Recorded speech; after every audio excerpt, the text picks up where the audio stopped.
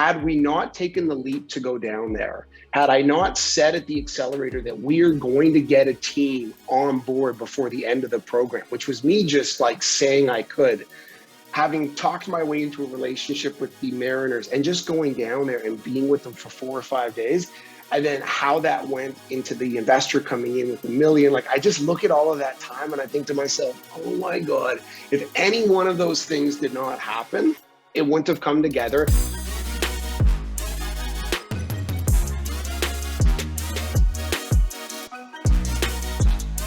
Welcome to TSP. I'm your host, Matt Tometz, and today I'm joined by Quin Sandler, who is the founder and CEO of Plantiga, AI-powered health monitoring, a company that is kicking butt, taking names in the wearable IMU sensor technology, insole, never been done before. We don't know how we walk.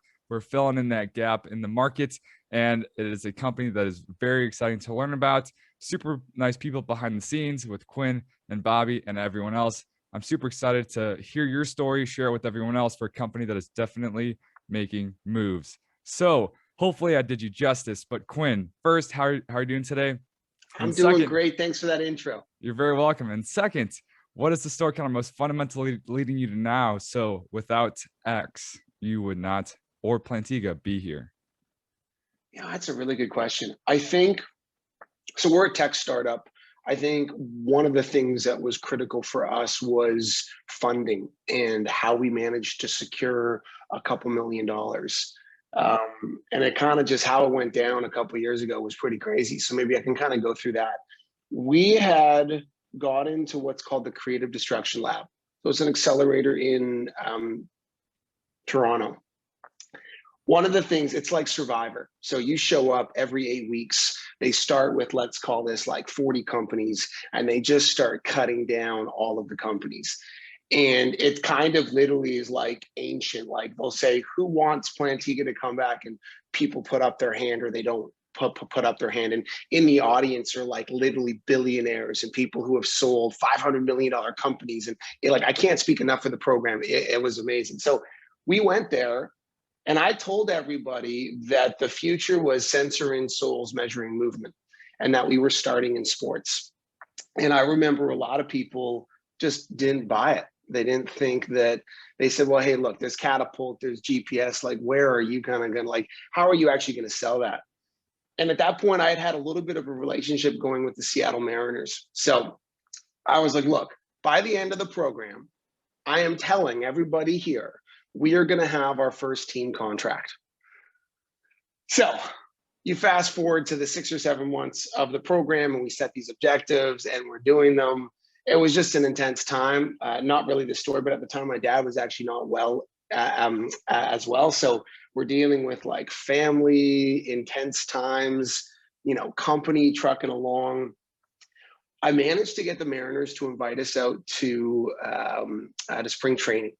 So they invite us down to Phoenix. They're in Aurora, I think was the area.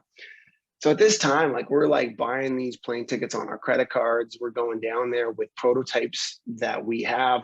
And I know full well that the only way I'm going to get through this program is if I demonstrate to these entrepreneurs and people there that a team is actually going to buy Plantiga.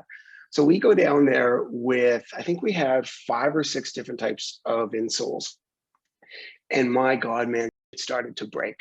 So we had antennas that were breaking. So the data, we collect a little bit, then the antenna would break. Then we came back and we collected on a bunch of pictures. And then 2 of the devices stopped working. And it was just so intense because we're down there. I know that we need the Mariners to buy in, and it's just kind of not working the way that we wanted to.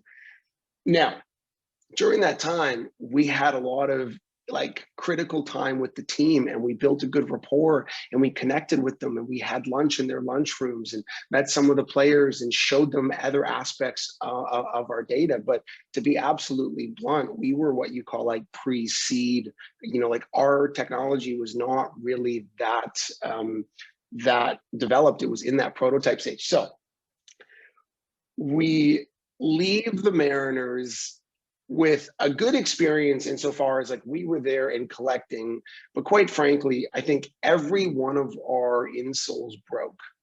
Okay, every single one of them. Now we've come a long way since then, and we're not wireless for one of these very reasons. So we get back. I'm going back to the CDL accelerator, and I ended up trying to kind of get the Mariners to give us a letter of support, kind of like a letter of intent that they really liked Plantiga.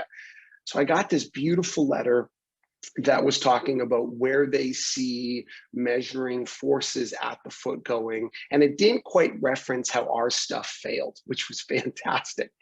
I bring that back to this accelerator. And if you can think of it, we're in an auditorium with like 50 of them looking down on me presenting and going through what I've done. What was amazing is that letter actually triggered this main investor to be like, you know what, Quinn, I see where this is going. We're going to commit $1 million. I was like, wow, okay. And then within the span of like 2 weeks, all these other angel investors around, and we got like 2.1 million, like there. But this was the caveat. The main investor was like, I want to talk to the Mariners and I want to see how that was. So I'm like, oh my God, I wonder what they're going to say. Because back to it, they all broke. I think we went down there with 6 of them. Every single one broke.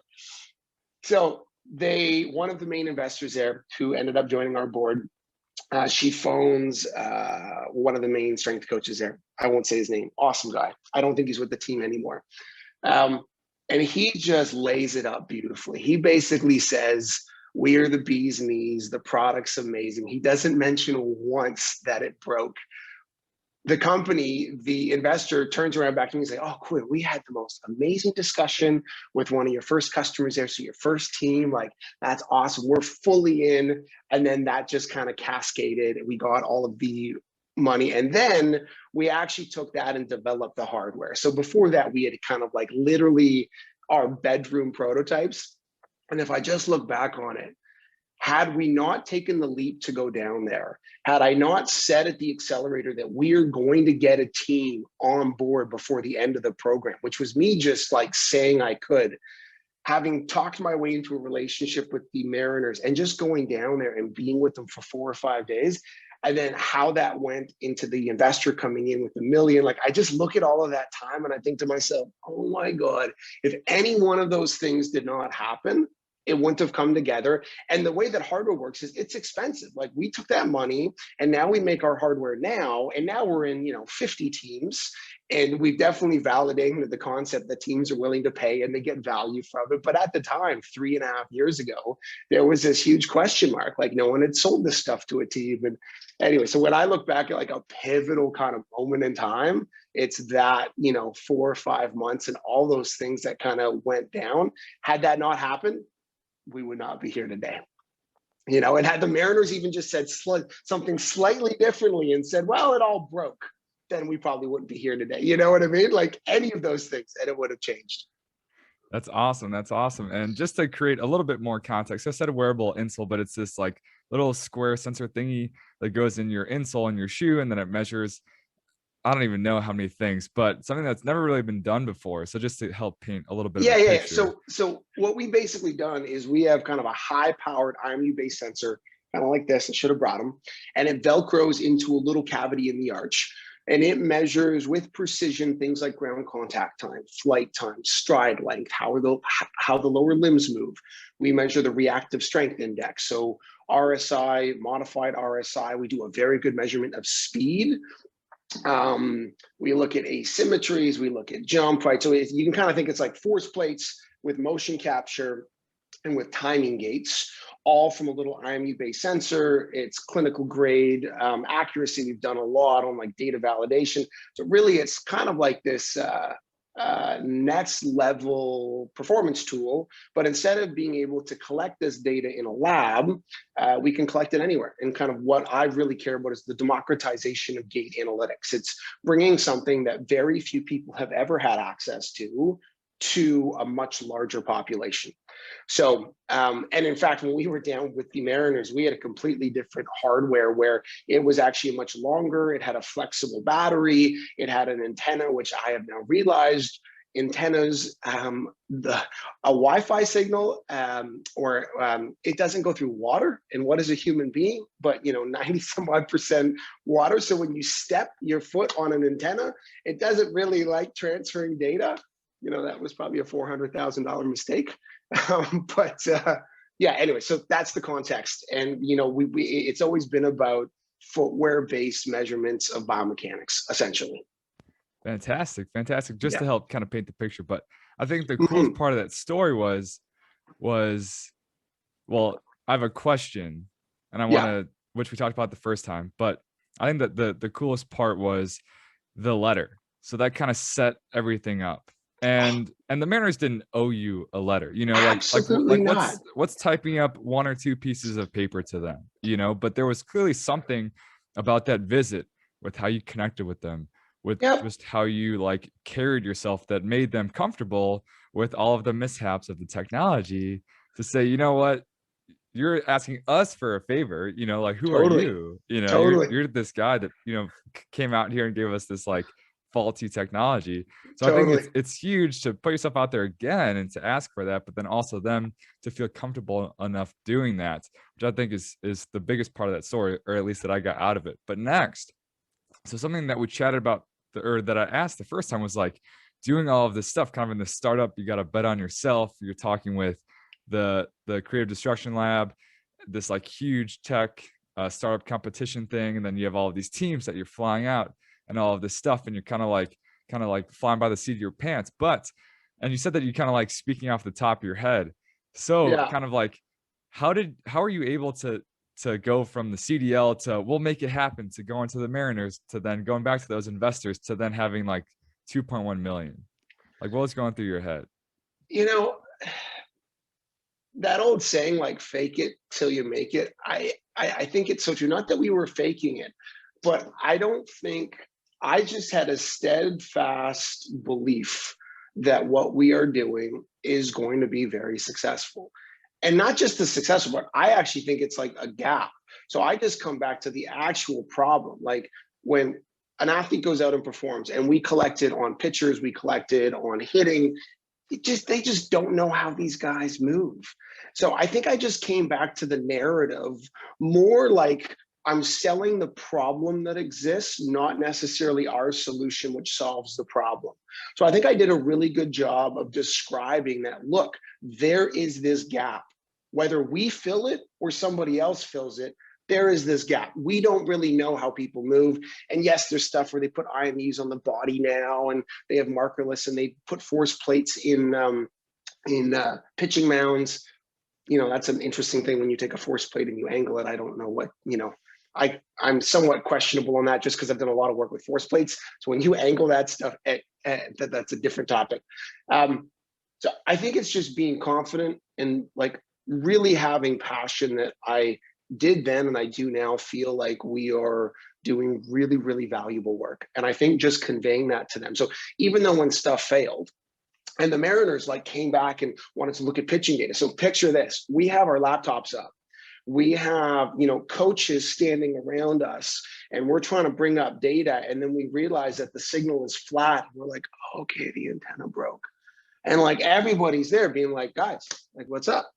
And you have to turn around and be honestly, I think the antenna broke. And they're like, that's so disappointing, Quinn. And you're like, yeah, man, it is. This is hard stuff. We're trying to put this hasn't been done. It's not like Nike's done this, right? This is hard stuff.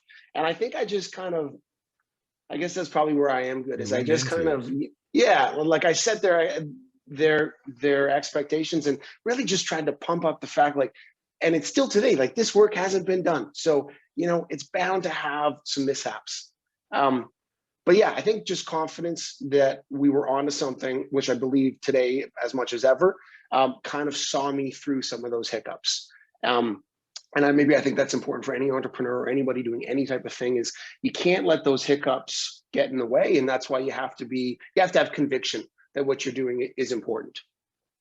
Yeah, conviction, seeing it through kind of no matter what. And the word that stuck out to me was narrative, sharing Yeah, stories, lessons, and experiences in sports performance and totally. professional development, TSP. I think I forgot to say that in the intro, but oh well. I'm sure That's your everyone. tagline. Like, exactly. Yeah, exactly. And Yeah. and the story of Plantiga, it's not, oh, this technology that's never been done and this number and this number and that number, but it's like, no, there's this gap. We all move. There's this, it's never been explored before, and we're here like making it happen. We're gonna put all these pieces together, and that's what's gonna stick with people. So, people don't buy the product, they buy the story, you know. 100%. Um, it's 100%. it's not like a Nike swoosh. It's like, or it's not a check mark, it's a swoosh, it's Nike, it's everything behind it, and you put it on and how it makes you feel. It's But Bill Bowerman, it's Beaverton, it's Oregon, it's mhm, running, it's the waffle Ira making the first insole. Like, it's the story of Nike and how they started. Yeah, exactly. exactly. And that was a huge story, a fundamental story to Plantiga and where you are now and where you're going. So very cool. And Yeah, next, I feel thanks. like I might know which story is coming up, but what is the coolest story thus far of your career? So basically, if you had to tell only one from your career thus far, what would it be? I think I had to do two quick ones, but one of them actually, when I was thinking after our last chat, honestly, one of the coolest things, like cool, is we got selected by the NFL last year to be part of the first and future event during Super Bowl week. So they flew out me and one of my like right hand guys. He's been with me, a guy named CJ Carr. They flew us out to Miami. They put us up in a hotel in Miami Beach, and we're like downstairs having breakfast, and Drew Brees is literally right beside us with a notebook taking notes with, I think, was his manager for like 2 hours. And like, I got to meet Daniel Jones. I've been a fan of the Giants since I was 10 years old, backstage. And I got to meet Commissioner Goodell, and it was just wild. Like, I'm talking about cool. Like, we're Canadian. We're from Vancouver. We're like on the West Coast, a little bit of a hippier, smaller Canadian city. And then to get thrust into that Super Bowl vibe, they had us doing, TV run throughs, pitch run throughs. There was events we got kind of invited to. Then we pitched, and that was crazy. And we got second place, which was amazing. And then we got tickets to the Super Bowl. So we're like at the press box watching the Super Bowl with drink tickets. Like, the whole experience was just wild. So in terms of like cool, that was really, really cool. And then just to talk to like, NFL owners about Plantiga, and kind of like at this one party, just being able to connect with some of these folks, and they're like, oh, like, you're that insole company, and like people at the Vikings. And it was really cool, very validating. Also showed me that it's just a big business. Like, the NFL is just a big machine, and it's very impressive. And everybody was there. Like, the whole NFL staff were so professional and so amazing. So that's one. Super cool. Super How cool. did how did they find you slash you get selected for that? Um, so I think that just comes with, we applied, but the committee that selects, I came to realize one of the guys that sits on that committee knows our head of performance and science, a guy named Dr. Matt Jordan, knows of some of his work, had kind of seen some of the stuff that we had been doing over the last couple of years, took a look at our application. I think me and CJ had done it, but kind of just thought that what we were doing was great. And again, that's just why you need to get out there, is kind of, they kind of knew us through some of our team members, and then they just thought that we'd be a good fit. So we were selected, and it was just a phenomenal experience. And my son had just been born 2 weeks before, and I was debating not going, because I was like, I just am a new father. Maybe I should go, like, honestly. And, good chats with my wife, and it was only going to be for a week. And she was like, you definitely need to go. I was like, thanks, baby. Yes, I do. So, it was, anyways, that's one. That was such a cool story. That sounds awesome. Um, And I can only imagine just like you're just like, eating, and it's just like, that's Drew Brees. It's just like, oh Dude, my he was right gosh. across. I could hear his conversation. Actually, so not that he'd ever listen to this, but Drew Brees had a notebook. I was like this thick with a pen and paper, and he was just taking notes. Like, it's like he was in school, and I just thought it was very studious, like he was just dialed in. I think they were talking about all sorts of things, and he was just taking notes and referencing notes on other pages. And it seemed like he was almost a student. Like he was so dialed in. Like, I have a book here too. So like, notepad and taking it. He was just dialed in. And we sat there the whole time having breakfast, and you kind of hear them talking about a number of different things. And it was just a cool experience. It was really cool. Fantastic. So then what's the next story you referenced? Next cool story was, even before the Mariners or the CDL, I had actually built a relationship with Tim DeFrancesco and Gary Vitti at the Lakers. And that was just, through reaching out, writing a very heartfelt email to Tim DeFrancesco, again, about the pain point, and saying, I'd love for him to connect. And then I don't think I had any money at that time. And I think my mom bought my plane ticket on her points. And I think I flew to LA and stayed in some like crazy tiny room by Manhattan Beach, which is by El Segundo and their little training place. And I went in there and showed Tim DeFrancesco my prototype, and just got to the sense where they were like, this is amazing, Quinn. Like we'd love to get some. And I'm like, get some? Like, this is the only pair I have. But it was just amazing, and it was so cool. And then building that relationship with Tim, which kind of goes by TD, and now he's with this group called TD Athletes Edge, which he runs, which is amazing. So we're friends still, and he's a part of what we're doing. But that story, I just know, it was just so cool going down there and walking into the Lakers, place, and all of like their champion. It was such a surreal experience. And then meeting Gary Vitti too, like what a legend, that man trained Kareem Abdul-Jabbar to Shaquille O'Neal to Kobe Bryant. And then we're talking about Plantiga and load and the type of data you can get from kind of footwear-based sensors, and like where he thinks the world's going. And to this day, I will remember that day. It was just so cool. So cool. And going back to simply asking the Mariners for that letter, simply sending that email to TD, but the key was that it was heartfelt, it was genuine, and the word that stuck out to me was that pain point. It's not necessarily that there are these holes in, well, I guess it is about the holes, but it's not that like, oh, there's this awesome data that we can collect. It's that you have this problem, there's these holes, it's painful that you can't fix those. Totally. And here's a solution to it. So I think it's really interesting when people frame solutions to problems as opposed to like, here's the awesome things that can come out of it. It's almost more valuable to paint it in this picture of, this sucks, and here's how I'm going to make it suck less. Yeah, totally. And I think that resonated. I still remember their first email back, or TD back, but he was like, yeah, Quinn, like, load monitoring at the foot is something that we think is important.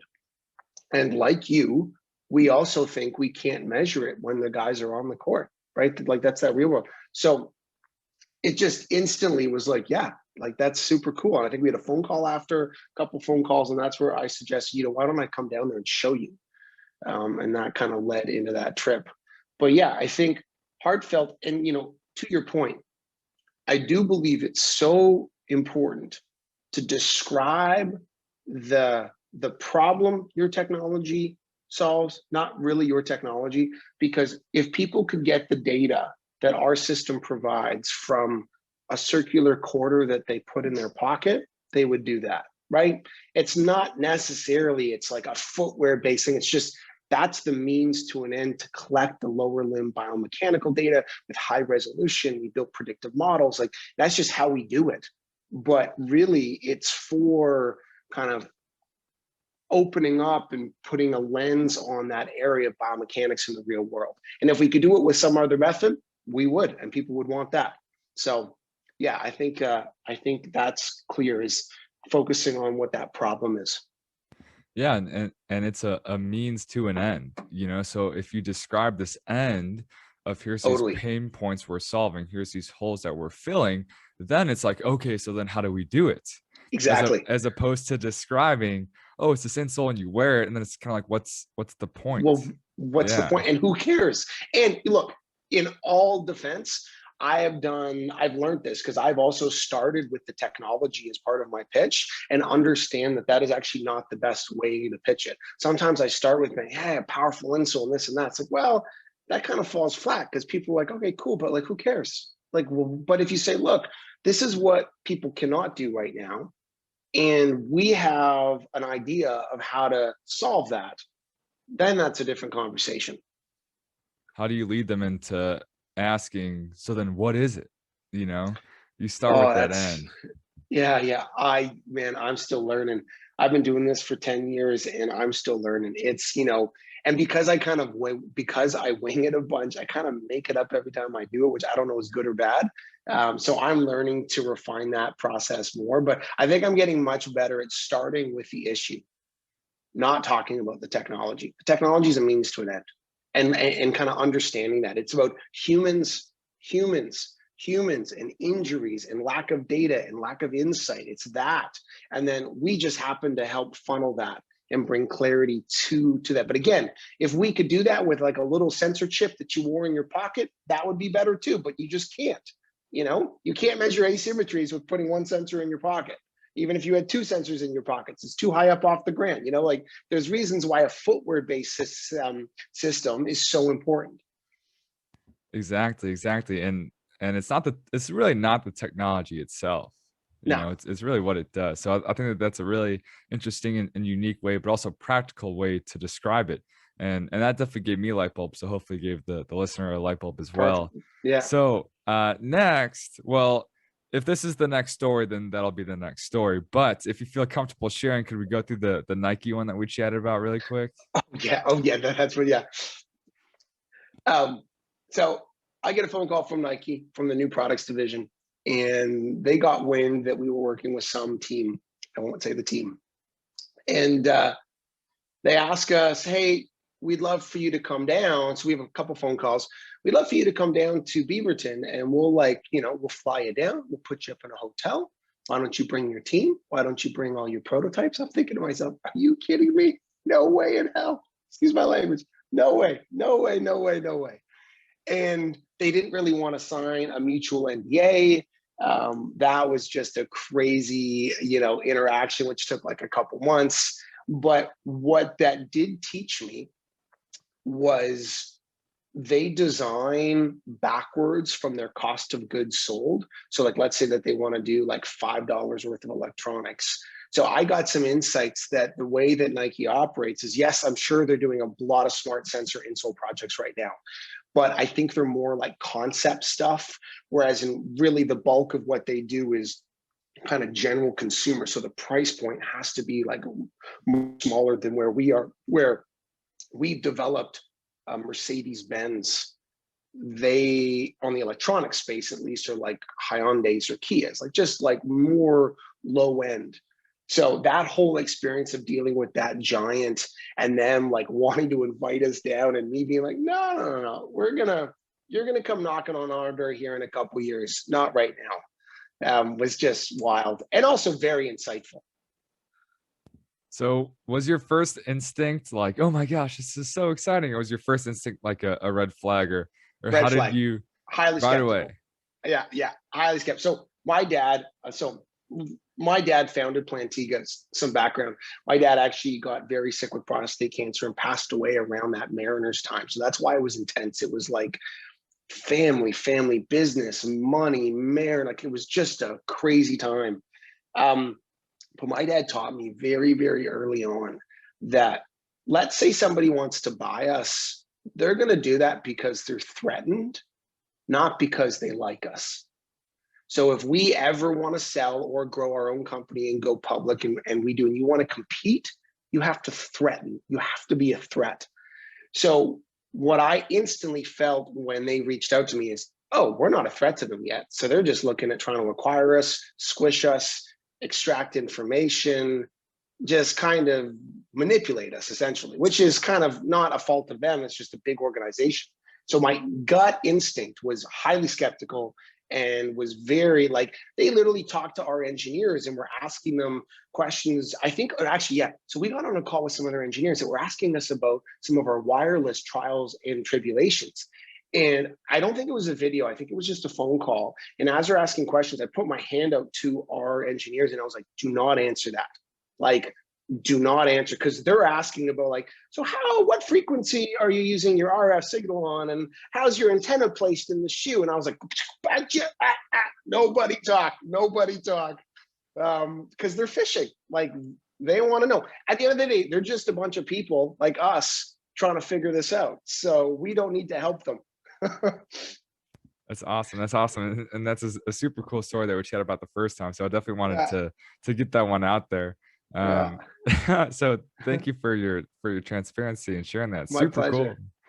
So next or last kind of biggest story, the story you're most proud of. So kind of like thus far, what's been the biggest full circle payoff moment? That has nothing really to do with sports. And I was thinking about this. It's kind of more of like a smaller story, but it is kind of the most cool thing in the world. So we have been running testing from our office here in Vancouver in what's called Plantiga Labs. So people can come in and they can get jump testing, walk testing, sprint testing. Imagine like a full service lab, but again, we're charging like $35. It's really not about the money, it's about offering the service. So during the pandemic, we had a rehab hospital that closed. So this guy who has Parkinson's, who needs to get gait testing to monitor his disease, phones us up and asks if he can come in. And we're like, of course. His name's Joel. So Joel comes in and gets testing. And what was amazing is just how much he responded to that. And he came back again. And he came back again. I think he comes back every 2 or 3 weeks. He's now taking the walk testing data that we're giving him, which is like nice reports, time series graphs. We kind of analyze it with him as well. We have a resident biomechanist named Lauren. But he's taking that data to his physical therapist, to his doctor. It's helping inform the programming. It's looking at his like average gait speed, which is like a really good measurement in Parkinson's as you look at that disease, as well as asymmetries.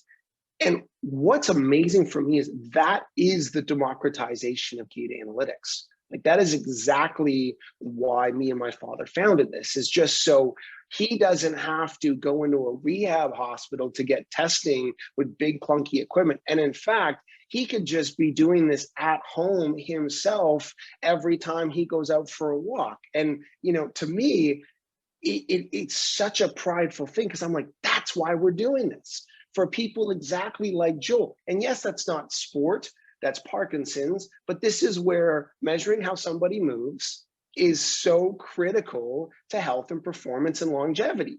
Because if his gait speed goes down, they need to start intervening. Like, there are things where that is critical. It's like blood sugar levels for diabetics. Like, it's a critical biomarker. So that's probably one of the things I'm the most proud of. And we're just getting that. Like, and again, like, we're in, I don't know, maybe 50 or 60 sites, and we have tracked on a lot of people and ACLs and Achilles, and we've actually kind of uncovered some stuff where people look like they're predisposed for an ACL. And so we've done lots of good stuff, but I just come back to this Joel guy and just the excitement of being able to just collect this data empowered by himself, not has to go to a doctor or a hospital. I love that. Like, I'm so proud of that. And I think that's just starting. Fantastic. And that was something that you shared the first time we chatted about the democratization of data to the individuals themselves. Now you have contracts with some military operations, a lot of pro teams and stuff like that, multiple countries. But kind of next, if we could just chat on this really briefly, kind of this like vision of Plantiga is getting it more directly to the consumer. So if 100%. You could just chat about, if you could describe like the democratization of this data in like simple terms, or like a 2-cent elevator pitch, and then kind of like how you're going to make that happen, just briefly. Yeah, of course. So the way that we move is tied to our health. If we're in pain, it changes how we move, whether that's asymmetries or limb variabilities. So measuring that is critical. Right now, it doesn't really exist. So if you're dealing with an injury, getting objective measures on your ACL or your Achilles or your hamstring or your disease or your performance. So we've been selling to teams, but this data should be in everybody's hands, especially if what you do for a living, your movement is fundamental. That even could be like a policeman, a military, like movement is, and being able to move at your best is a part of what you do and how you live. That's where Plantiga comes in. So we want to be able to be offering our system basically like a direct to consumer wearable for any individual who cares about how they move. We want to be able to offer that to them. So how we're doing that is we're actually starting a beta program this year. So, on top of selling into, like we're acquiring maybe 3 to 5 customers per week, which is amazing.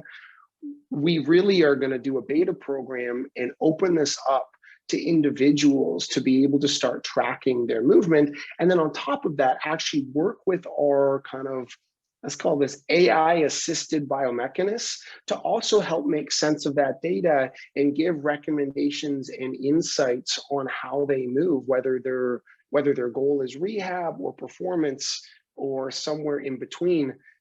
That's really what we are offering. So we're kind of offering this at-home ability to monitor your runs and your walks and jump testing, have our team help analyze and provide insights and reports on that, and really help people understand their movement health a little bit more. That's a big part of what this year is for us.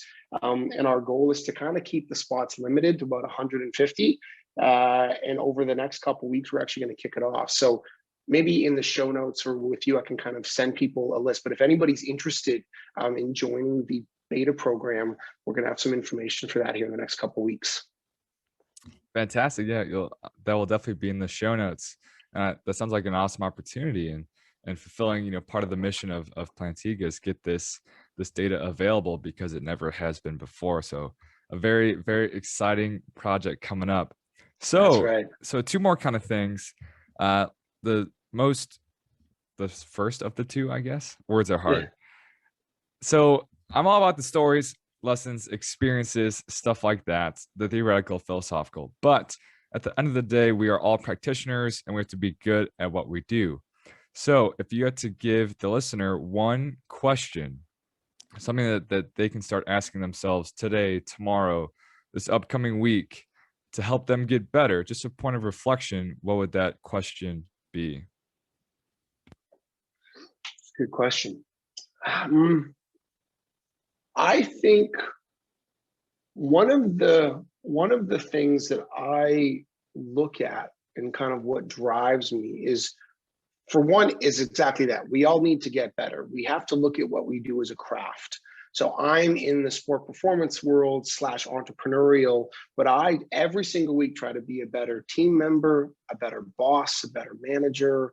I try to communicate better. I try to be better with our customers. I try to understand the product need more. So I think the question is yes, you have to get yourself into the mindset that you're actually not that good, because we all aren't, and we're always students, and that you have to teach yourself every day. It's like, how am I going to get better? How am I going to better my craft? And your craft could be writing better emails that are more communicative. Like, it could be different things, but how are you going to get better? Because, and this comes back to kind of my second point there, is like, life is so short. Like, in 100 years, almost everybody on the planet will be dead. And if you think about this, when someone lives like a life to like 80 something is 25,000 days. So if you think, picture a day's $1. I spent 8,000 days growing up. My end of my life might be 5,000 or 6,000 days. So really you have like 10,000 days in the middle of your life, and that's you. That's all you got. So every day is $1. How do you want to spend it? And I think I remind myself of that. I meditate too, but I remind myself of that on the daily.